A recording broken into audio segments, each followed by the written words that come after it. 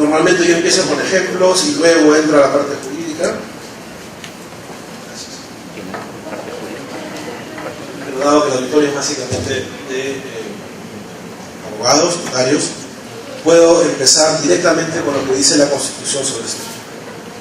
Y lo que dice la Constitución en el artículo 2, numeral 6, aquel artículo con los numerales que describe los derechos fundamentales de los ciudadanos, es que toda persona, todos tenemos derecho a que los servicios informáticos, computarizados o no, públicos o privados, no suministren información que afecte la intimidad personal. Es una fórmula en negativo, y por eso es que en algún momento a este se le llama el derecho a que nos dejen en paz. Este es el derecho a que no nos molesten. La primera impresión que uno tiene es que esto tiene que ver con que dejen de llamarme para ofrecerme cosas, a llamarme para plantearme contratos, servicios que yo no he solicitado y que no he pedido. Sí, tiene que ver con eso, pero no solo con eso. Eso es una parte del tema, porque ese es un derecho universal. En cualquier actividad humana vamos a encontrar un tema vinculado con la privacidad y con los datos personales. Es importante, aunque sea muy brevemente, tratar de centrar algunas nociones, porque este es un derecho que, a diferencia, por ejemplo, de otro derecho que tiene que ver con la información, que es la transparencia y la acceso a la información pública, que tiene también una norma que desarrolla el derecho constitucional, este es un derecho que tiene una autoridad, un rector creado por ley y establecido dentro del Ministerio de Justicia y Derechos Humanos. Y entonces, ¿de qué se trata esto?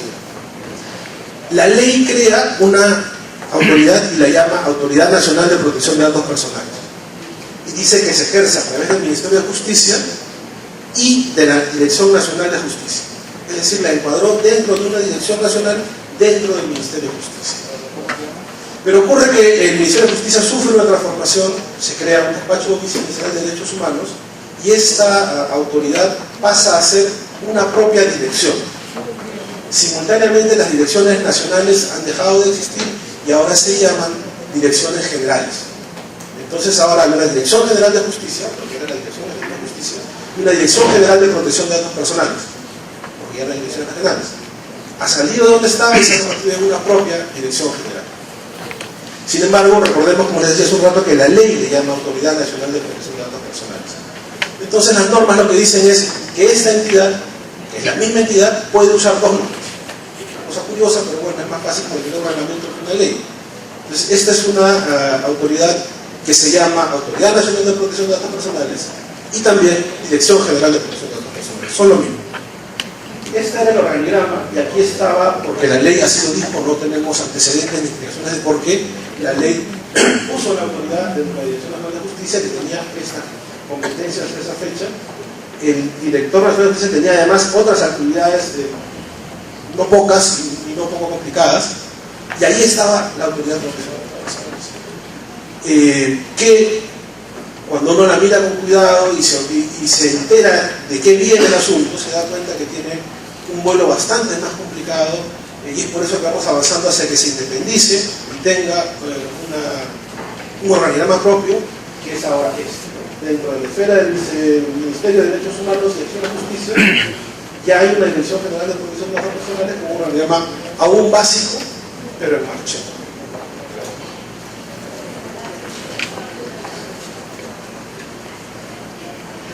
¿Cuáles son las atribuciones, las facultades o obligaciones que le da la ley a esta autoridad? En primer lugar, administrar y mantener actualizado un registro nacional de protección de datos personales. En este registro deben inscribirse todos los bancos de datos. Ahora veremos qué cosa es un banco de datos, pero todos los que existan deben inscribirse. Inscribirse no significa trasladar la información del banco de datos a la autoridad. Significa describirlo, hacer una sumilla, qué cosas que hay, para qué se usa, quién lo administra, quién es el responsable, y eso se inscribe. Hay formatos para eso, hay facilitadores de cómo cumplir con esto, pero es una obligación formal que está vigente, la obligación de inscribir los bancos de datos de titularidad pública o privada. Tenemos obligación de hacer orientación a los ciudadanos. Hemos llegado ya a más de 5.000 personas directamente en charlas, conferencias, trabajos de capacitación o difusión, y atendemos por teléfono y por correo electrónico las consultas de orientación que nos hacen todos los días los ciudadanos y los operadores en el mercado. La autoridad tiene la facultad de emitir opinión respecto de cualquier proyecto de norma que trate sobre datos personales, y la opinión de la autoridad es vinculante. Atendemos, digamos que en un segundo momento, el procedimiento de tutela directa que los ciudadanos pueden ejercer ante quienes tratan inadecuadamente sus datos. Eso se inicia directamente entre el afectado y la entidad o persona que trata mal sus datos, y si no se obtiene una satisfacción, eso viene a la autoridad para que se consiga la tutela. Respecto de los derechos ARCO, que en un momento veremos de qué se tratan estos derechos llamados ARCO. ARCO por acceso, rectificación, cancelación y oposición. Y finalmente, tiene facultad de supervisión. Vamos a iniciar, ya tenemos un plan de supervisión a todos los operadores del mercado para verificar el cumplimiento de la ley, y en caso de que no se haya tratado adecuadamente los datos de los ciudadanos, se abre la posibilidad de un procedimiento sancionador que en su caso puede dar lugar a la imposición de multas. Esto es lo que hace la autoridad muy rápidamente, esas son sus facultades. Ya podemos hacer la siguiente pregunta, ¿no? ¿Qué cosa es un dato personal? ¿De qué hablamos cuando hablamos de dato personal? Hay dos modos de entrar hacia comprender qué es un dato personal. Lo primero es que es la información que permite identificar a una persona o hacerla identificar. A veces bastará un nombre, si es una persona reconocida públicamente, con el nombre basta. Si no lo es, bastará su nombre, su descripción, su DNI, y por último señalarla físicamente y la tendremos identificada. Pero una vez la tenemos identificada, la información sobre esa persona es información personal, es dato personal. ¿Qué le gusta? ¿Dónde estudió? ¿Cuáles son sus calificaciones? ¿Cuáles son sus hábitos? ¿Cuál es su religión? ¿Su opción sexual? ¿Su estado de salud? ¿Sus enfermedades? ¿Su opinión política? ¿A dónde viajó la semana pasada? Toda esa información de una persona que ya es identificada es un dato personal. Desde el punto de vista legal, se define al dato personal como aquella información numérica, alfabética, gráfica, fotográfica, acústica o de cualquier otro tipo concerniente a las personas naturales que las identifica o las hace identificables a través de medios que pueden ser razonablemente utilizados. Los especialistas en informática dicen que esta última parte, razonablemente utilizada, hace que ahora una imagen, cualquier dato mínimo de una persona, la hace identificar. Porque los programas informáticos en 5 minutos hacen que el rostro sea identificado y si hay una base de datos suficiente, uno se ha identificado en 15 minutos. Estos datos están recogidos, porque así tiene que ser por nuestra forma de vida, así lo exige y es natural y es bueno que así sea, en bancos de datos de administración pública o de administración privada. Nuestra información la entregamos naturalmente todos los días para obtener servicios, para pedir comida a la casa, para matricularnos, para hacer una reserva, en cualquier actividad que nosotros hagamos en la que no seamos completamente anónimos, entregamos nuestra información personal. Y centralmente, un impacto impresionante del que no tenemos todavía conciencia en la navegación de Internet. En el entorno digital, nuestros datos personales son exigidos apenas empezamos a navegar o apenas utilizamos su función. ¿Por qué? Lo vamos a ver más adelante. Pero ahí nuestros datos personales son casi el núcleo de la actividad de Internet, que no es poco decir en esta etapa de la humanidad. ¿Cuáles son? Estos son algunos, no todos, pero estos son algunos. Nombre, apellido, religión, afiliación sindical, los datos de salud, de una historia clínica, son datos personales porque identifican a una persona y porque representan información sobre una persona. Se considera dentro de ellos algunos grupos de datos que son considerados sensibles. Los datos biométricos, porque nos identifican al 100%. Los científicos dicen al 99.9% porque son muy escrupulosos, ¿no? Pero el registro de ADN, el iris, el rostro biométricamente procesado nos identifica al 100%. La información relacionada a la salud, a la vida sexual, es información muy vinculada a nuestra esfera más íntima. Los ingresos económicos en realidad son datos sensibles porque el Congreso peruano los incorporó como datos sensibles, no hay antecedentes en otros países. Probablemente pensando en la reserva de la información sobre los ingresos económicos de los funcionarios públicos. Pero bueno, en nuestro país son datos sensibles. Los datos referidos al origen racial, étnico, las opiniones y condiciones políticas, filosóficas, morales y la afiliación sindical se consideran datos sensibles porque la experiencia enseña que han sido utilizadas con finalidades nefastas, ¿no es cierto?, de discriminación, de segregación, incluso de genocidio. Y ahí vamos viendo un poco cuál es la importancia de este tema. No es un tema frívolo, es un tema que ha afectado a la humanidad en muchas ocasiones.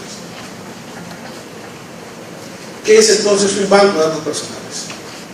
Es el conjunto organizado de datos personales, automatizado o no, con independencia del soporte, sea este físico, magnético, digital, óptico o cualquier otro que se cree. Cualquiera sea fuera la forma o modalidad de su creación, formación, almacenamiento, organización y acceso. ¿Qué diferencia un banco de datos de un almacén de papeles que puede tener información personal? La estructura, el grado de organización. Un cuarto lleno de papeles, como se encontró alguna vez en el extranjero, que era un almacén de registros de bautizo. Tenía mucha información personal, pero no estaba organizado. No había una forma de ingreso cronológica, alfabética, numérica, nada. Eso es un grupo de papeles, eso es un almacén de papeles, eso no es un banco de datos. Apenas aparece una estructura que permite organizarse para ingresar y encontrar la información, estamos ante un banco de datos.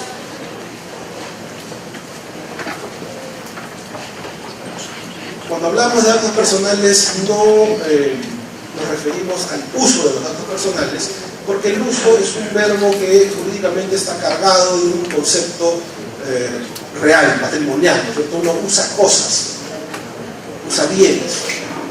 La información, los datos personales no son cosas, son información, atributos de la persona. Y el verbo que se usa es tratamiento. Los datos personales, información, se trata, no se usa. Y ustedes tienen ahí todas las actividades que se consideran tratamiento. ¿Qué es importante? En primer lugar, a veces nos dicen, yo solo he almacenado información, pero no he hecho nada con ella. Almacenar es tratar. Yo recién estoy recopilando, todavía he hecho nada. Recopilar es tratar.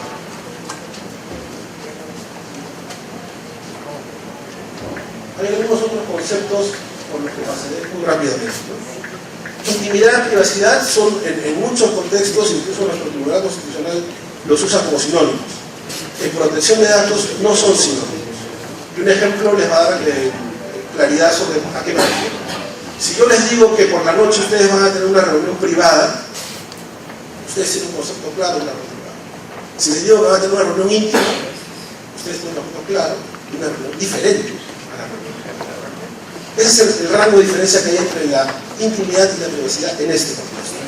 La autodeterminación informativa alude al derecho que tenemos nosotros, todos, a decidir nosotros qué se hace con nuestra información. Eso es autodeterminación. Y es una parte muy importante de la protección de datos, pero no es la única.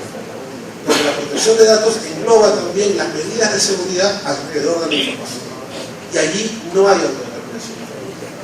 Y es por eso que, es un tema casi que de palabras, pero en el contexto internacional de las autoridades ya no se usa tanto la expresión autodeterminación informativa, sino la de protección de datos personales, que engloba ambas cosas.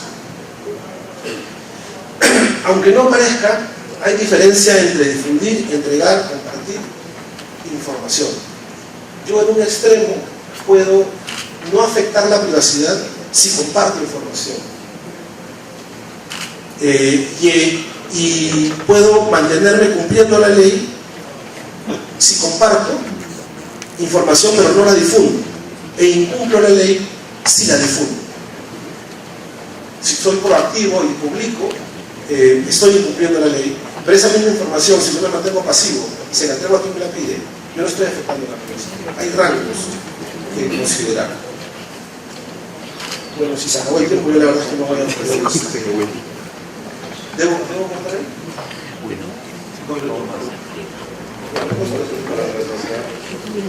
Muy bien. La ley está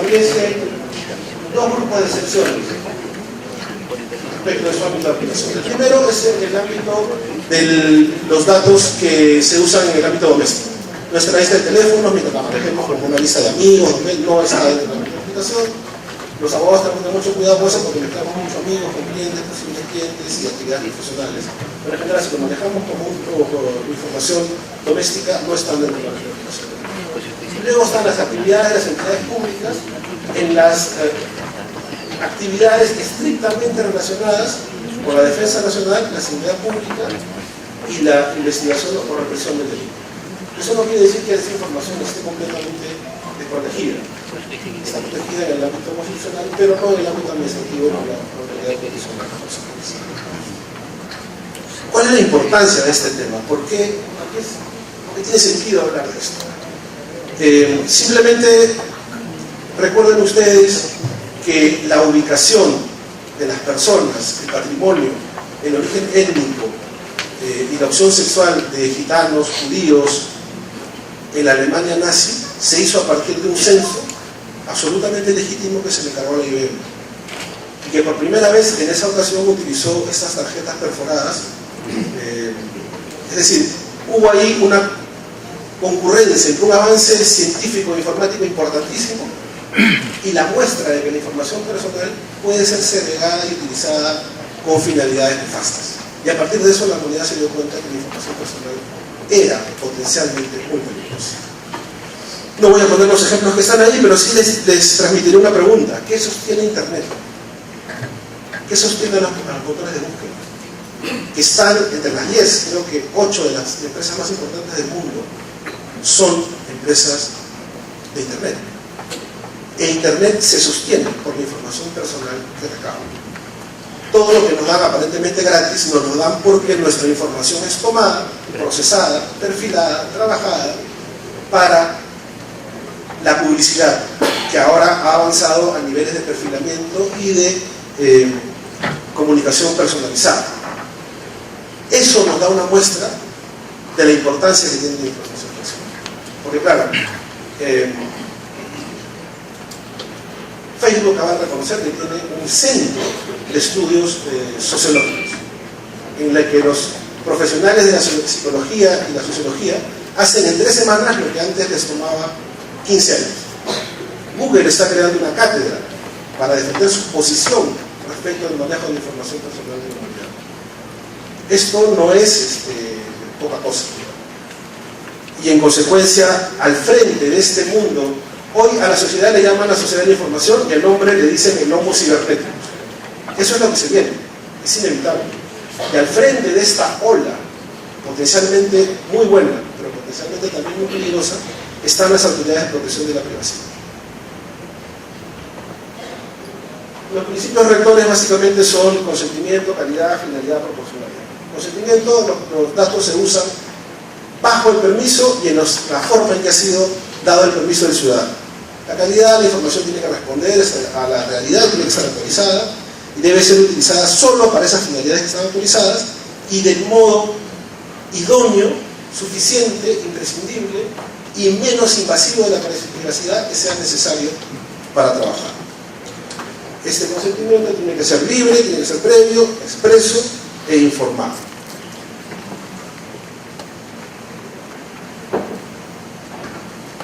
Los ciudadanos tenemos derechos frente a quienes administran nuestra información. Estos derechos se conocen como ARP. Acceso, el derecho a saber qué cosa tienen sobre mí y que me digan lo que tienen sobre mí. Rectificación, de modo que la calidad se mantenga, que cambien aquello que está mal, que modifiquen aquello que esté equivocado, que cancelen un banco de datos si está perdido finalidad, o que cancelen mis datos completamente si no he dado mi consentimiento o la finalidad ha sido cumplida. Y el derecho a oponerme si un tratamiento me perjudica.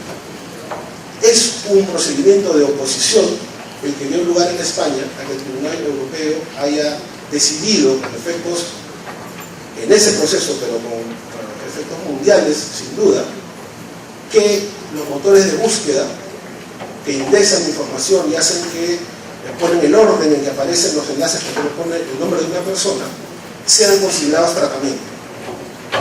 Google afirmaba que no hacía tratamiento, que ponía en una vitrina cosas de información que otros ponían, y que no decidía nada sobre esa información.